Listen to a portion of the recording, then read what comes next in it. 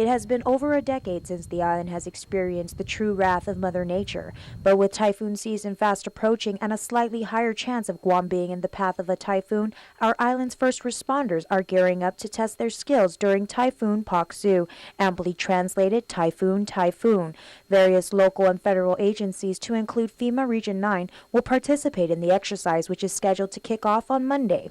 This annual exercise changes every year, focusing on different aspects of a typhoon scenario. Alyssa Benito is the spokesperson for the Guam Homeland Security. And what differentiates this year's exercise from last year's is last year we focused on the recovery piece. This year we're focusing on the response piece.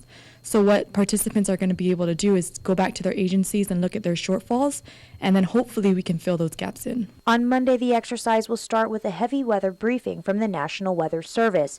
Day 2 will commence the functional exercise, where all the participants will play out the scenario at the Emergency Operating Center, followed by a tabletop discussion and assessment of performance on Day 3. Last year, we're playing as if the typhoon actually hit Guam, and then we're recovering from the impact.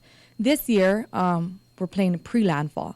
So we're preparing 2 days before the actual system reaches Guam. This exercise ties in previous FEMA workshops by allowing participants to fill out action request forms needed in FEMA response. Although Guam has not been hit by a typhoon in a long time, preparation is still a must. Luckily, Guam hasn't been hit by a typhoon in over a decade, and we always pray that we never get hit by a typhoon.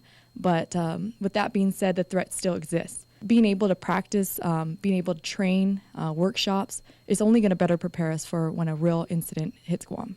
While our island's responders are gearing up to play out a typhoon scenario, residents are reminded that preparation is key. Every resident should have a typhoon kit assembled and a plan of action should a typhoon hit our island.